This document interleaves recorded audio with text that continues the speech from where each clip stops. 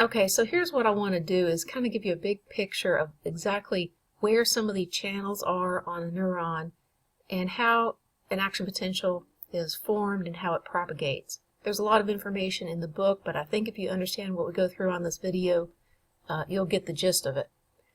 So remember that the basic structure of a neuron, there's a cell body, you might also call it a soma.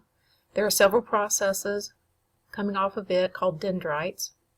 The one large process that comes off is called the axon, and then this ends in several axon terminals.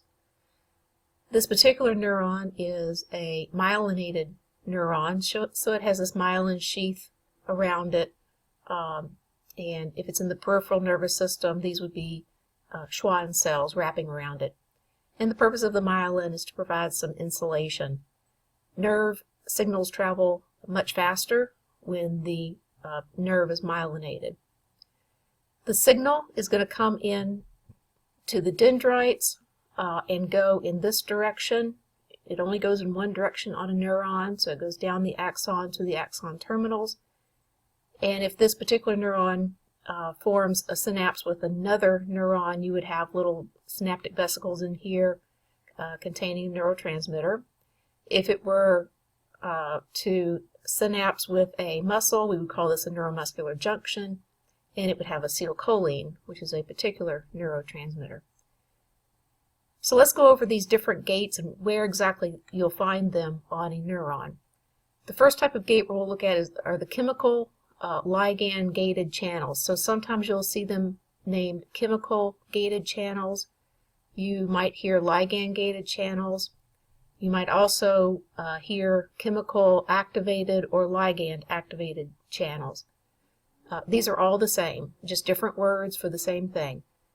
So these channels are all present on dendrites and cell body. Okay, dendrites and cell body. These channels are going to produce the excitatory postsynaptic potential or the inhibitory postsynaptic potential. So these channels will let different ions into the cell. We've talked a lot about sodium, but there also might be some channels for calcium or even chloride. So when a neurotransmitter comes off of an axon terminal from the neighboring neuron, and that's not pictured here, but that neurotransmitter crosses the synaptic cleft, and that is the chemical or the ligand that will bind these channels. These channels will open, and depending on which ion comes into the cell, you'll get either excitatory or inhibitory. For instance, if you have a positively charged ion coming into the cell, you're going to get an excitatory potential. If you have a negatively charged ion coming into the cell, you'll get an inhibitory potential.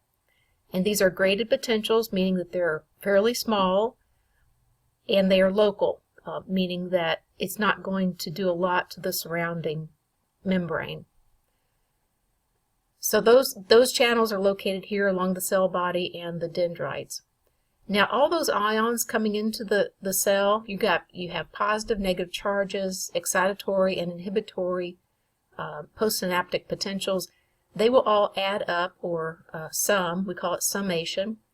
And if you get enough of a change in this area here, you will reach threshold. So let's look down here at the graph here. Remember that negative 70 millivolts is the resting membrane potential for a neuron. And if you recall, there is a sodium-potassium pump that continually pumps sodium out of the cell and potassium into the cell. So there's more sodium outside, more potassium inside. And if you add up all the charges, including the negatively charged proteins that are inside the cell, you will get a potential of negative 70 millivolts, where the inside the cell is more negative than the outside. So we start at negative 70, and we have a resting membrane potential. But then if you get enough of a little potential increase, more toward positive here, we call that threshold, and the threshold for a neuron is negative 55 millivolts. So if you get up to negative 55, you will trigger an action potential, and this is the action potential. So that forms when that area right in here reaches threshold, at least -55. And what happens then, you will have opening of voltage-gated channels or voltage-activated channels. And those will be either sodium or potassium. So the initial thing that will happen is voltage-gated sodium channels open. You have an influx of sodium into the cell. That's a positive charge. So if we go back down here to the graph, your potential is going to go more positive. It's going to go all the way up to +30. Then eventually, that change in potential, that voltage change, will trigger opening of the potassium channels. Potassium exits the cell. If you have a positive charge that exits, then your potential comes back into the negative direction. And we call that repolarization. So this we would call a depolarization. Coming back to the baseline is a repolarization. And in fact, there's a little bit of what we call a hyperpolarization before you eventually go back to the resting membrane potential. So the action potential is what we call all or none. You can't get large action potentials or small action potentials. It's either there or it's not. So an action potential that's created here is going to propagate all the way down. Now how it propagates is that those changes in potential will trigger nearby channels to open.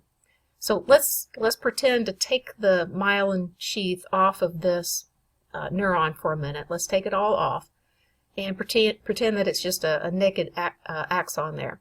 So you would have channels all the way through, and those channels would open and close, and you'd have an action potential going all the way down.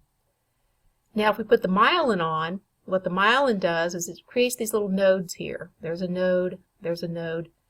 The voltage-gated channels on a myelinated axon are clustered or concentrated at these nodes. They're at the nodes mainly. So what will happen if you form an action potential here, all that sodium that rushes into the cell kind of travels down this insulated part, and there's enough voltage left to trigger opening of channels here. And then it does the same thing. Enough of that sodium can travel down inside the membrane, and there's enough voltage change to open more channels.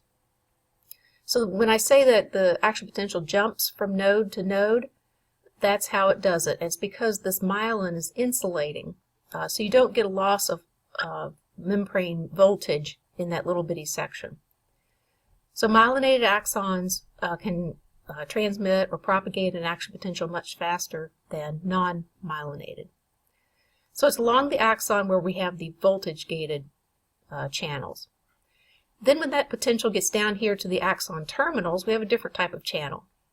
And that is the voltage-gated or voltage-activated calcium channels.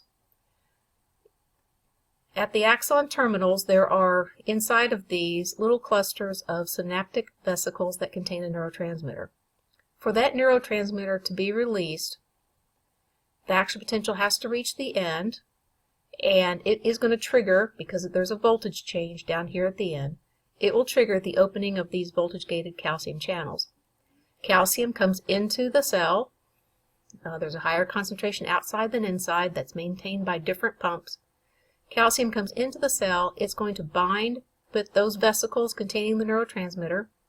The neurotransmitter is then released into that synaptic cleft, which is just the space between the two neurons. The neurotransmitter will cross the cleft and then it is a ligand that is going to bind to the ligand-gated channels of the next neuron, and that is how you're going to get the electrical signal transmitted. So that's where the different channels are.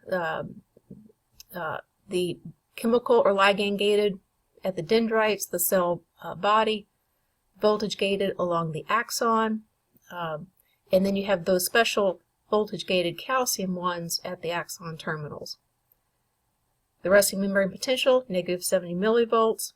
The end plate, the potential, the little graded potential you get at the post synapse, it could be excitatory, it could be inhibitory, but if it adds up to enough positive voltage change, you will reach threshold and you will initiate an action potential. And that pretty much sums it up for the neuron, where the channels are, and how the action potential is propagated.